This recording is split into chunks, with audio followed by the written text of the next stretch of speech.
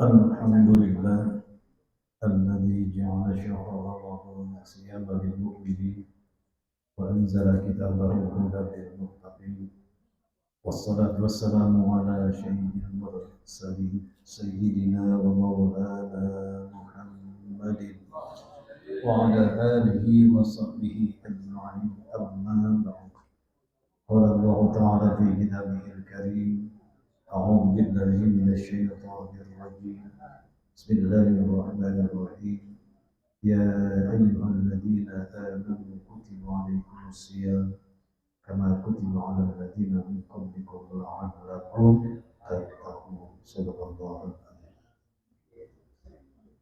Ma'asyiral muslimin rahimakumullah. Bapak-bapak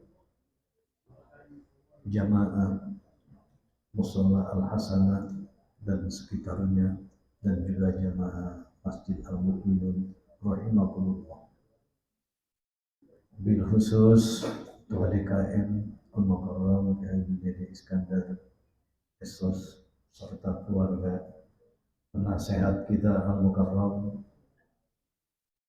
Ustaz Bapak Haji Muhammad Sahid serta keluarga yang sama kita hormati pengurus Mushola Al-Hasanah Al-Mukarram Bapak Ustaz RT Nur Hasan, para sepuh ini sepuh diantaranya Bapak Haji Noim, Bapak Haji Sahid dan juga Bapak Haji Zainal serta Bapak Haji Suripto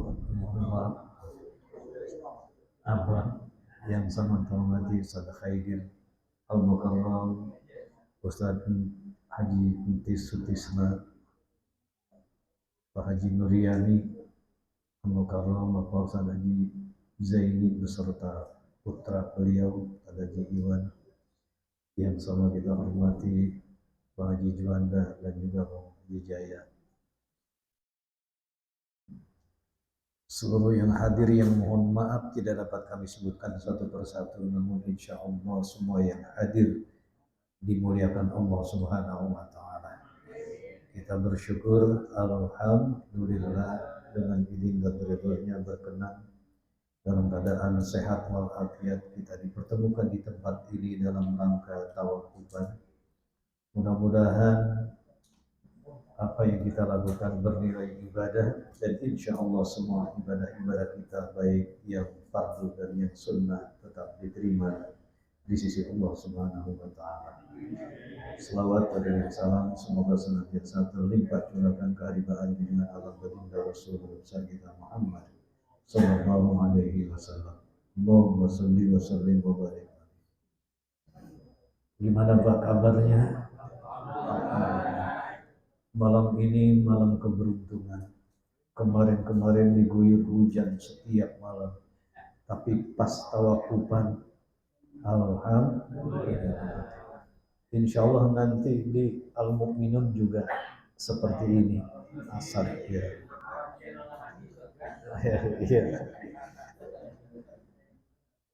Saya lagi merasakan gembira, Pak. Ini mungkin yang disabdakan Nabi, man fariha bidukhuli Ramadan arramallahu jasadahu ala diran. Siapa yang gembira dengan datangnya Ramadan, maka Allah haramkan jasadnya dari api neraka. Insya Allah kita ini termasuk ke dalam hadis ini. Amin ya rabbal. Betapa tidak, meskipun kita setiap minggu berjumpa, tapi entah kenapa rasa rindu itu pasti tetap ada. Ini nanti kita tawakufan, habis tawakufan pasti kita pengen ketemu lagi. Ramadan pasti kita insya Allah bisa bersama-sama lagi. Ya, saya doakan semuanya biar panjang umur, sehat, dan hidupnya penuh dengan keberkahan. Yang kebetulan ini memang ini bulan Rohah, bulan Sya'ban, ini bulan berkah. Jadi kita tandain dari orang tua kita dulu. Kalau udah masuk bulan Sya'ban, yang penting kita serebet, insya Allah dicari-cari orang.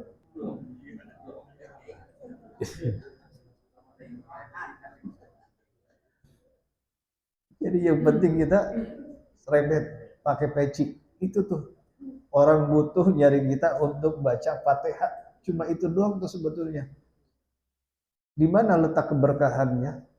Rezeki yang kita cari selama setahun, kita panggil saudara-saudara kita, kita cuma minta baca Fatihah, kemudian kesawaban kan pahalanya orang tua kita yang dibacain Fatihah. Kayak begitu tuh hadirin. Setiap biji nasi yang dimakan, insya Allah itu bertasbih kepada orang yang memberikannya. Masya Allah. Nah, ini makanya perlu dipertahankan. Nah, ini tanda-tandanya berkah ya seperti ini. Biasanya nggak seperti ini hadirin, bubar ngaji kita bubar, tapi ini di depan kita pisang lain, jeruk lain, ya.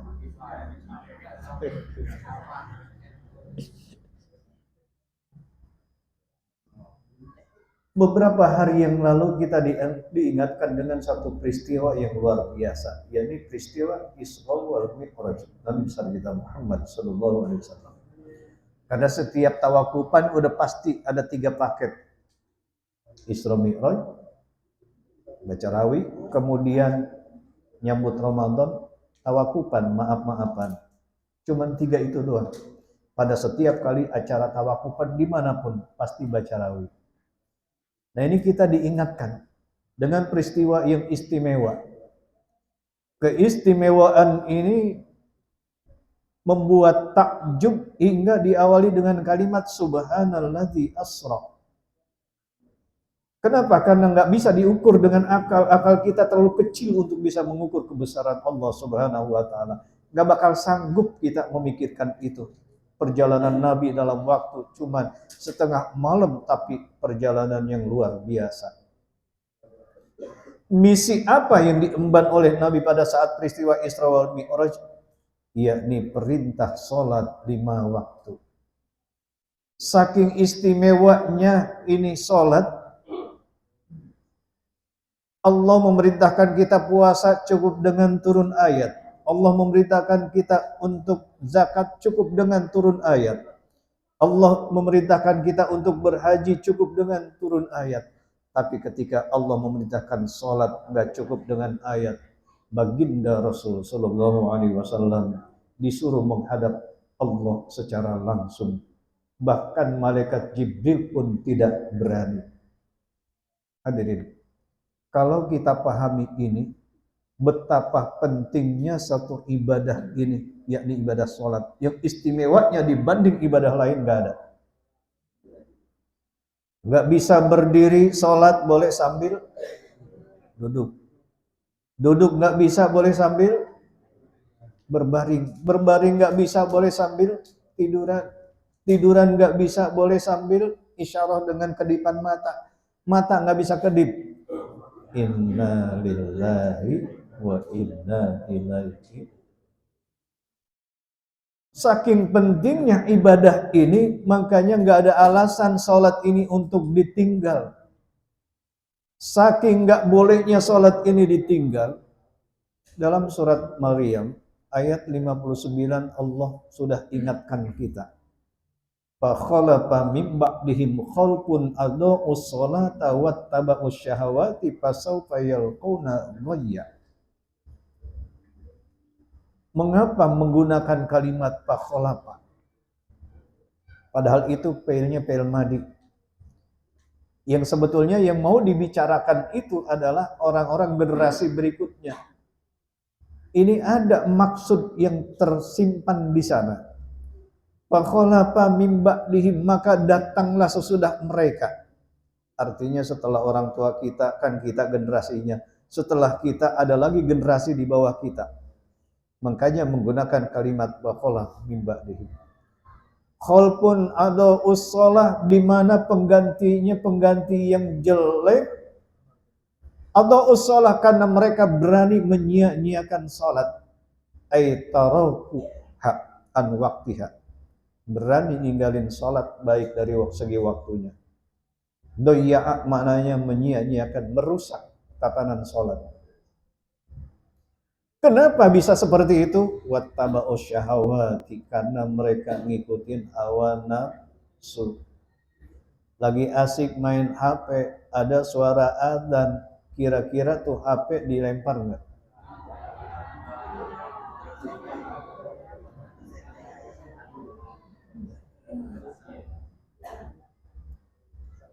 Beritanya berita lagi sedang asyik-asyiknya, kira-kira berhenti nggak? Lagi ngopi, kalau kebetulan ngopinya di masjid, dengar suara azan, kita bisa berhenti. Kalau ngopinya di rumah, ngopinya di warung janda, ayo, dengar suara azan, bergeser nggak kita dari tempat itu? Wattaba'us syahawati. Kalau hal semacam itu terjadi, fasaufa yalqauna ghayya.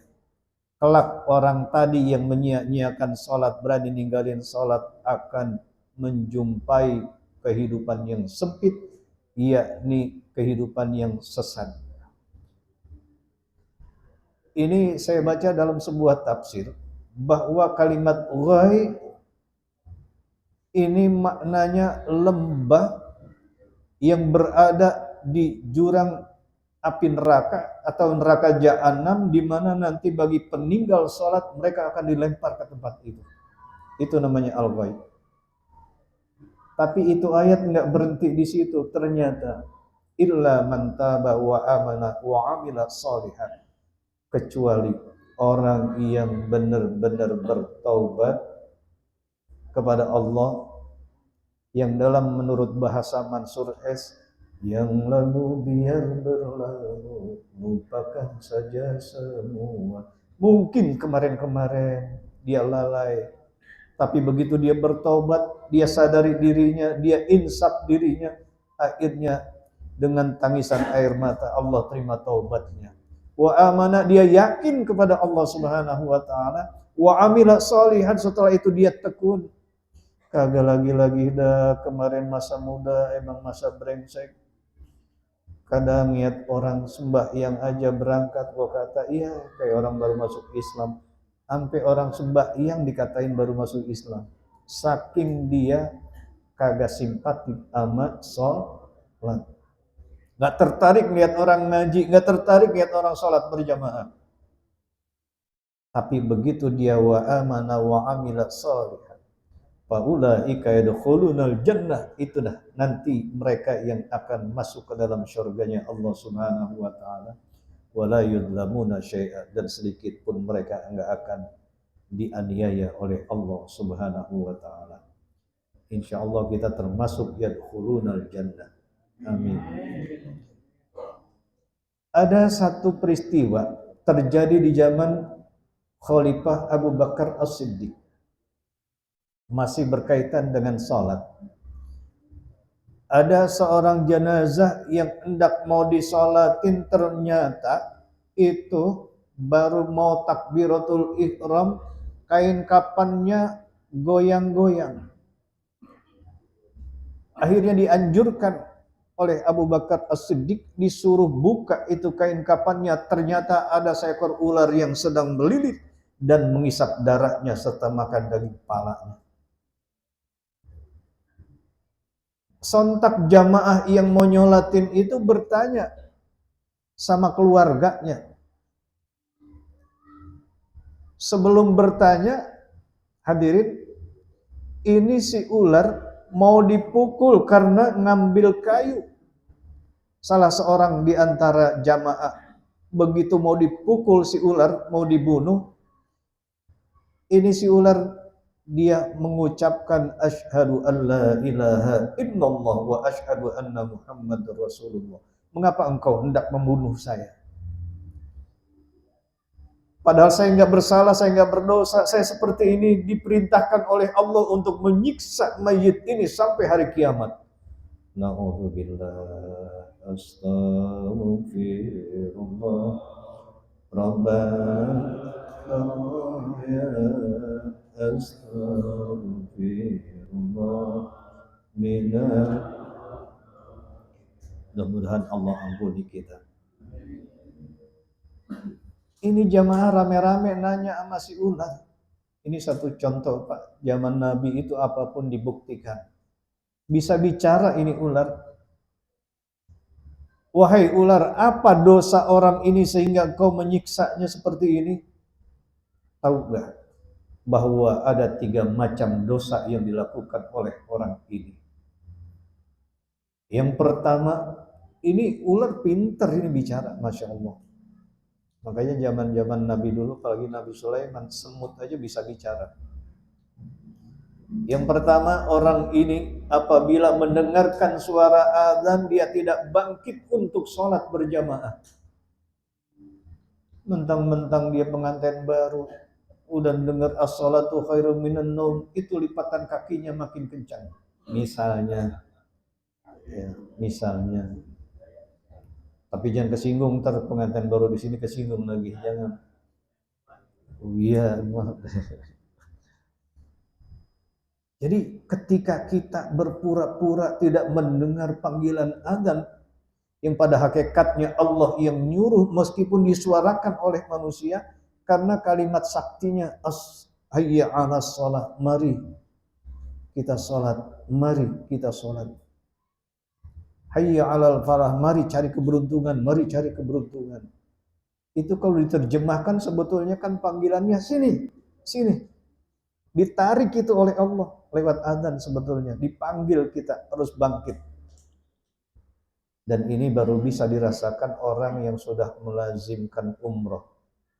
Dia bolak-balik umroh atau dia pernah haji, kemudian dia saksikan di sana kayak apa antusias semangat orang berjamaah, pasti dia berkeinginan, ya Allah, kalau saja di Indonesia seperti ini jamaahnya, Masya Allah, alangkah nikmatnya akan menjadi baldatun thayyibatun waradun.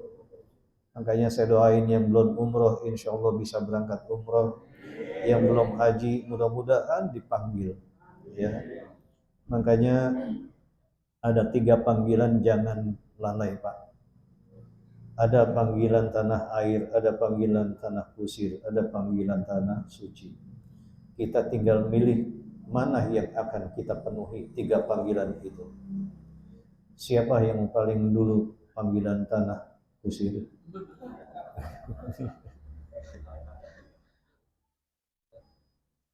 Itu maknanya, kalau kita dipanggil oleh Allah ke tanah suci, insya Allah merupakan satu keberuntungan. Mudah-mudahan insya Allah hadirin punya rezeki bisa ke sana. Karena sehebat apapun, sekaya apapun orang punya harta, ketika belum diajak untuk memandang Ka'bah Baitullah, belum diajak ziarah ke makam Rasulullah, nggak akan nikmat harta yang kita miliki. Percaya. Meskipun kita nih berlimpah dengan harta, tetapi nggak ada panggilan untuk menunaikan baik umroh maupun haji. Masya Allah, na'udzubillah. Tapi nikmatnya luar biasa. Saya saja maaf hadirin, itu ngelihat gadis cantik-cantik banget di sini, nenek-nenek begitu juga mengundang kita merasa haru. Gak pernah saya nangis, tapi begitu kita memandang Ka'bah tanpa diundang air mata kita berlinang begitu gampangnya. Rasa haru seakan kita antara sadar dengan mimpi. Makanya saya doain sekali lagi mudah-mudahan bisa ke sana. Nah, yang kedua, itu tadi panggilan adzan tidak dihiraukan dan dia malas untuk berjamaah, tidak mau bangkit sholat berjamaah. Yang kedua, mengapa orang ini disiksa sampai seperti ini, wahai ular? Orang ini enggan membayar zakat hartanya. Padahal zakat itu bukan hanya fitrah, tapi juga zakat mal. Hasil penghasilan dia dalam 1 bulan berapa, penghasilan dia dalam 1 tahun berapa, tapi itu tidak digubris. Sayang dengan hartanya. Dan yang ketiga, dosa orang ini adalah lantaran dia enggan, tidak mau mendengar dan menuruti nasihat para alimil ulama. Na'udzubillah. Mudah-mudahan kita terhindar dari itu semua. Setelah kita jaga ini sholat, makanya jangan berani-berani kita tinggalin sholat.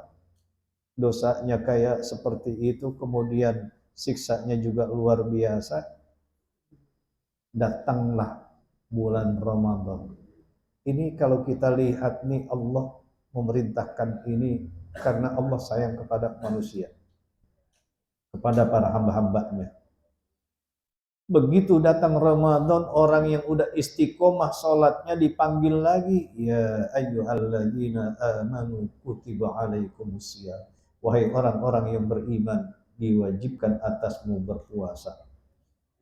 Langsung ini dengan fi'il majhul mengatakan bahwa diwajibkan. Artinya apa? Bahwa Allah menanamkan satu perintah yang enggak boleh dibantah. Tadi puasa, tadi sholat wajib, sekarang berikutnya hendaknya melaksanakan puasa juga yang hukumnya wajib. Apakah cuma di antara kalian yang diwajibkan? Tidak. Kama kutiba alal ladzina min qablikum.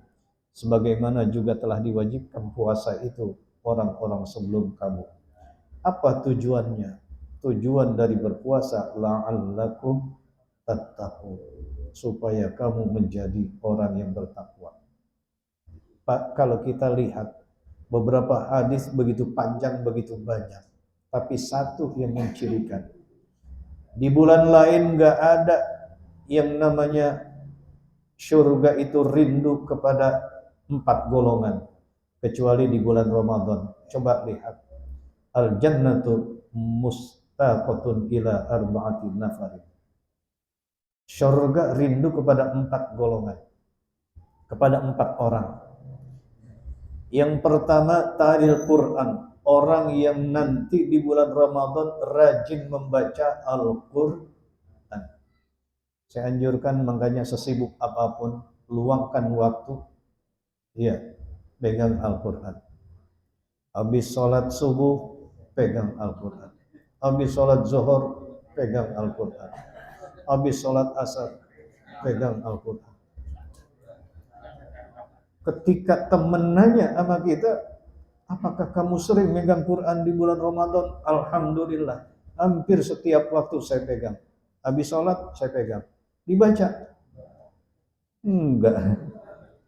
Maksudnya tuh harus dibaca. Kalau belum lancar, ya pelan-pelan. Yang sudah lancar, silahkan hatam. Yang belum mampu, belajar. Ketika orang belajar meskipun dalam keadaan tertitah-titah, dia akan memperoleh 2 pahala. Pahala belajar dia dapat, pahala tertitah-titahnya dia juga dapat. Insya. Yang kedua, ini bulan Ramadan ini emang bulan komplit talil Quran wa hafidhil lisan. Orang yang bisa menjaga lisan ketika dia berpuasa sudah pasti lisannya terjaga dari ucapan-ucapan, ungkapan-ungkapan yang menyakiti orang lain, berbohong, namimah, sehingga dia gak berani untuk mencaci maki orang lain. Dia berusaha bagaimana supaya mempertahankan pahala puasa, dan dia jaga puasanya luar biasa. Dan yang ketiga, wa mut'imil ji'an. Di bulan Ramadan banyak orang yang lapar, artinya orang yang hendak berbuka puasa. Kemudian kita memberikan bekal untuk berbuka, itu pahalanya luar biasa.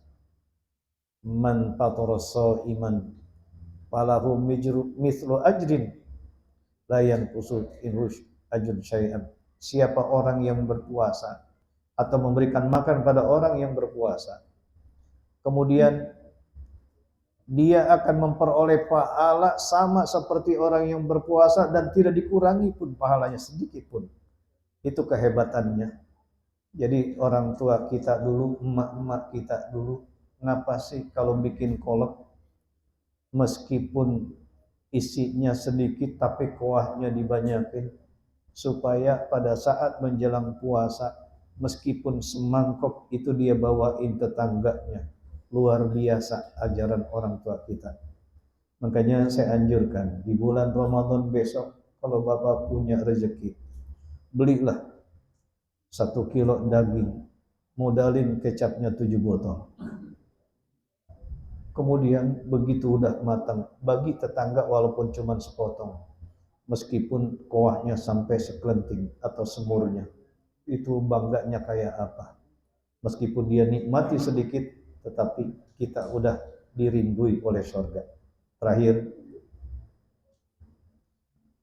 was-shaimina fi syahri Ramadan. Orang yang bakal dirindui oleh surga itu adalah orang yang berpuasa di bulan Ramadan. Ini calon-calon penghuni surga Allah Subhanahu wa taala. Hadirin, ada satu kalimat ini paling akhir. Man katsura kalamu katsura khata'u. Siapa orang yang banyak ngomong, udah pasti banyak salahnya. Selama saya ngajar, mungkin ada terselip kata yang kurang berkenan di hati bapak-bapak jamaah sekalian. Kalau sekiranya itu dianggap sebuah kesalahan, lewat ini saya mohon dibukakan pintu maaf yang seluas-luasnya. Karena manusia enggak luput dari khilaf dan salah. Mungkin juga sikap kami atau ketika datang sering terlambat, itu juga mohon dibukakan pintu maaf yang seluas-luasnya. Saya pun sebaliknya, dari rumah sudah niat memaafkan bapak-bapak karena bapak-bapak mah sebetulnya nggak ada salahnya. Meskipun ketika saya ngajar ada yang tidur, itu saya ikhlas banget gitu. Nggak masalah ya, karena itu udah biasa. Ya apalagi kita nih emang di masjid di sini udah ada AC, ada kipas angin. Itu kan saking capeknya nyender pules ya. Itu saya kira. Ini saja yang bisa saya sampaikan, mudah-mudahan ada manfaatnya. Sekali lagi ya, kita mohon kepada Allah, mudah-mudahan Allah panjangkan umur kita, Allah sehatkan badan kita, Allah afiatkan kita, dan Allah berikan kekuatan lahir dan batin untuk kita bisa beribadah secara maksimal di bulan Ramadan. Dan insya Allah kita akan menjadi orang-orang yang bertakwa kepada Allah. Ala qadri kifayah al-Fatihah. A'udzu billahi minasyaitonir rajim. Bismillahirrahmanirrahim. Alhamdulillahirabbil alamin. Iyyaka na'budu wa iyyaka nasta'in. Shiratal ladzina an'amta 'alaihim. Lakal hamdu ya Allah, ya Rabbana, ya Ma'bud. Allahumma salli wa sallim wa barik ala sayyidina Muhammadin wa ala ali sayyidina Muhammad. Allahumma hdina bihudak waj'al man yasari'u fi ridha qalat wa min awliya simak wa la taj'al min khalaqa abduka wa asar. Wa hasbunallahu wa ni'mal wakil wa la hawla wa la quwwata illa billahil aliyyil azim. Allahumma atil a'malana ya Allah fi ta'atillah. Allahumma atil a'malana ya Allah fi kulli ibadatillah. اللهم اطل أعمارنا وصحح لساننا ونور قلوبنا وثبت إيماننا وحسن أعمالنا ووسع أرزاقنا وإلى الخير قربنا وأن الشر بعيدنا واقضي حوائجنا في الدين والدنيا والآخرة. اللهم بارك لنا في شهر شعبان وبلغنا رمضان. ربنا آتنا في الدنيا حسنة وفي الآخرة حسنة وقنا عذاب النار. دعواهم سبحانك اللهم وتحياتهم يا سلام وآخر دعواهم الحمد لله رب العالمين.